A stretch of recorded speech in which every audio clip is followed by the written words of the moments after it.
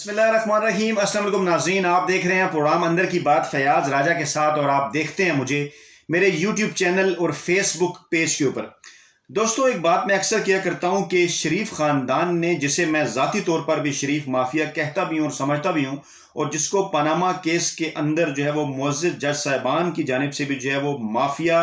इशारतन जो है वो कहा गया, और जिसके बाद जो है वो जजों को धमकियां भी दी गई पाकिस्तान मुस्लिम लीग नवाज की जानिब से। उनके मुतालिक मैं अक्सर बात कहता हूं कि शरीफ खानदान ने, शरीफ माफिया ने 1981 से लेके 2016-17 तक मुसलसल 35-37 बरस पाकिस्तानी सिस्टम के अंदर एक ऐसी शरीफाना सरमायाकारी की जो कि उन्हें हर मुश्किल वक्त में उनके काम आती रही, हर मुश्किल वक्त में उनको फल देती रही।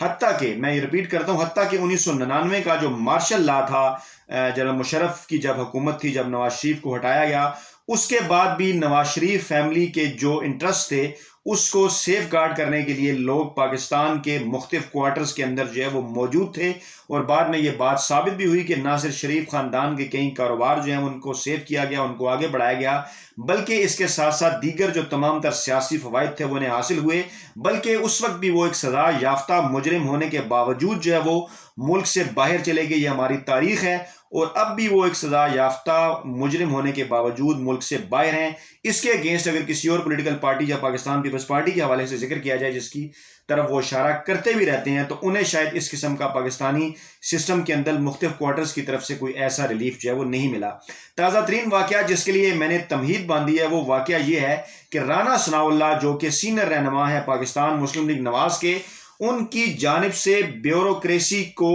बाकायदा धमकियां दी गई हैं, और चीफ सेक्रेटरी पंजाब जो हैं उनके बच्चों को भी धमकियां दी गई हैं। और वाज़ेह तौर पर यह कहा गया है चीफ सेक्रेटरी पंजाब को, दीगर ब्यूरोक्रेसी को और उनके बच्चों को कि क्या तुमने पाकिस्तान में नहीं रहना। वाज़ेह तौर पे उन्हें धमकी दी है कि तुम्हें हम पाकिस्तान में नहीं रहने देंगे। जब जो है वो हमारी हुकूमत आएगी, वो इस किस्म की उम्मीद लगाए बैठे हैं कि वो सिस्टम को चीट करके, सिस्टम को धोखा दे के एक मरतबा फिर जो है वो इक़्तिदार हासिल करेंगे। लेकिन इस मरतबा जो है वो सूरत हाल मुख्तलिफ है। माजी में भी उस वक्त सूरत हाल मुख्तलिफ नजर आई जब मेरी ज़ाती इंफॉर्मेशन के मुताबिक जब मियाँ नवाज शरीफ जो है वो कौमी असम्बली की बजाय इस मामले को जो है वो कमीशन की जानिब लेके जा रहे थे पनामा कोर्ट, जब सुप्रीम कोर्ट ने इसके ऊपर नोटिस लिया और वहां जब मामला चलना शुरू हुआ, तो बाज़ क्वार्टर्स की जानिब से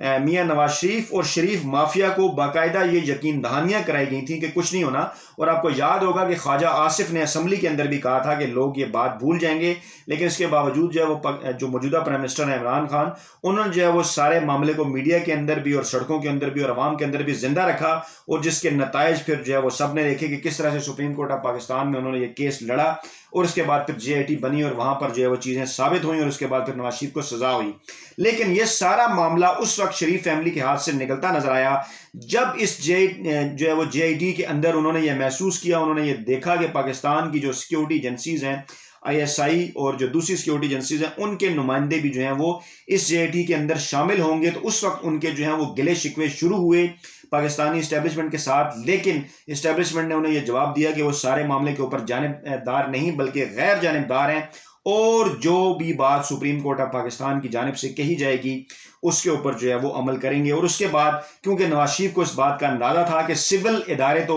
वहां पर तो जो है वो सारे उनके कहने के मुताबिक काम करते हैं, उनको मैनेज किया जा सकता है, वहां रिकॉर्ड तब्दील कराए जा सकते हैं, लेकिन सिक्योरिटी एजेंसीज के नुमाइंदे शामिल होने के बाद शायद अब उस तरह से हमारी दाल नहीं गलनी। तो उसके बाद फिर जो है वो एक नैरेटिव उन्होंने बिल्ड करना शुरू किया। और आपको याद होगा कि किस तरह से पनामा केस के दौरान JIT की जो है वो तफ्तीश के दौरान उन्होंने जो है वो जजेस को धमकियां दी, और कई जो नून लीग के अरकान थे, जिसके अंदर निहाल हाशमी भी शामिल हैं,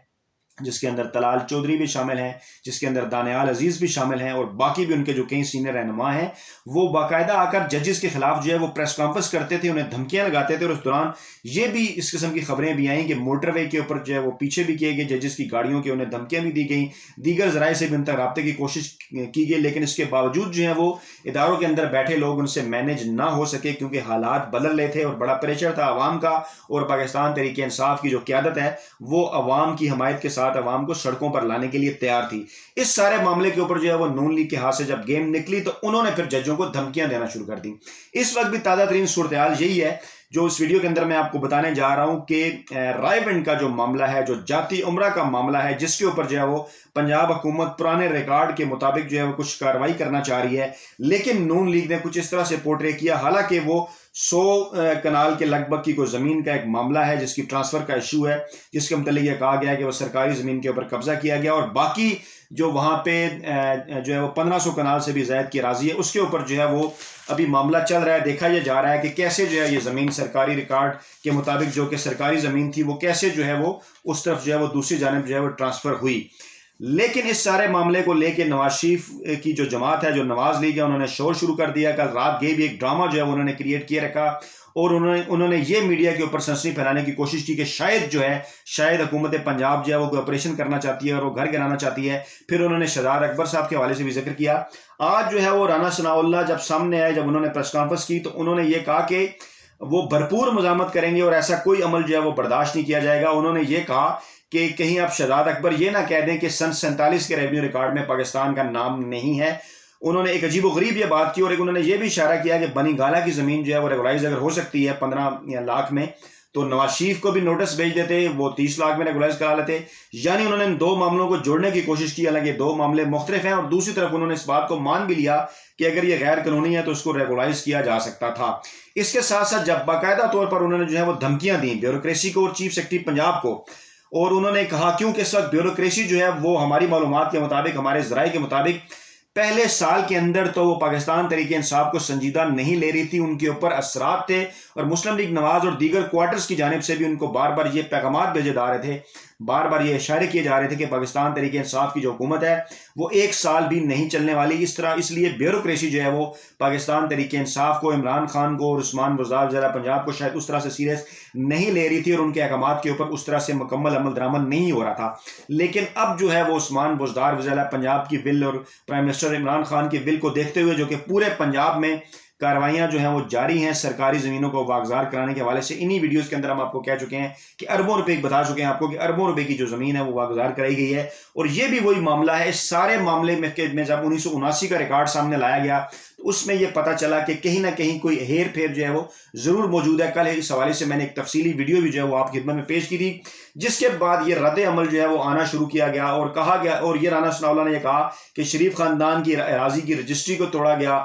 और फिर वो उन्होंने इस किस्म की बात की, ये पाकिस्तान को उन्होंने मिसाल दी कि 47 से पहले चले जाएं, तो उसकी भी कोई मिसाल नहीं, जो कि एक नहायत भोंडी मिसाल है। जिसके जवाब में जो है वो शहजाद अकबर की जानिब से ये कहा गया कि ये कार्रवाई आइन और कानून के मुताबिक और हुकूमत पंजाब की जानिब से है। जो सारा मलबा जो है वो शहजाद अकबर यानी मुझ पर डाला जा रहा है। और अब तो मुझे यूं महसूस होता है कि नून लीग का मामला बिल्कुल वही है जैसे चोर जो है वो पुलिस की लाल बत्ती वाली जो गाड़ी देख के उसको डर जाता है। मुस्लिम लीग नवाज को भी जब इसी किस्म की कोई भी जो कार्रवाई जब होती है तो उसको जो है वो चीजें अपनी तरफ बढ़ती हुई नजर आती हैं, तो वो इस हवाले से शोर मचाना शुरू कर देते हैं। तो नाज़रीन, ये एक पैटर्न जो है वो जाहिर हो रहा है मुस्लिम लीग नवाज का, जिसकी जानिब जजेस ने पनामा केस के अंदर जिक्र भी किया था कि ये खानदान जो है वो माफिया की तरह काम करता है और बिल्कुल माफिया के अंदाज में जो है वो हालात को अपने हक में पैदा करने की कोशिश करता है। और हर क्वार्टर्स, हर सर्कल के अंदर इनकी शरीफाना सरमाकारी मौजूद है और अभी तक मौजूद है। वो इतनी गहरी सरमाकारी है और अब फिर उन्होंने एक माफिया की तरह जो है वो बिहेव करते हुए, उस वक्त उन्होंने आज से 4-5 साल पहले जजेस को और उनकी फैमिली को गालियां दी थी, जजेस को और उनकी फैमिली को निशाना बनाया था, और जिस किस्म के अल्फाज उन्होंने इस्तेमाल किए थे वो यकीनन गालियों से कम नहीं थे। और अब भी ये जो है ये पंजाब की ब्यूरोक्रेसी को और पंजाब के जो लोग और खासतौर पंजाब की ब्यूरोक्रेसी के जो लोग हैं उनके बच्चों को जो है वो धमकियां दे रहे हैं और मामलात को स्नैच पर लेके जा रहे हैं जैसे बिल्कुल एक माफिया काम करता है। तो नाज़रीन, ये थी ताज़ा तरीन तफसीलात। वीडियो के कमेंट बॉक्स में कमेंट जरूर कीजिएगा। नई वीडियो के साथ जल्द आपकी खिदमत में हाजिर होंगे। अपना बहुत ख्याल रखिएगा। अल्लाह हाफिज।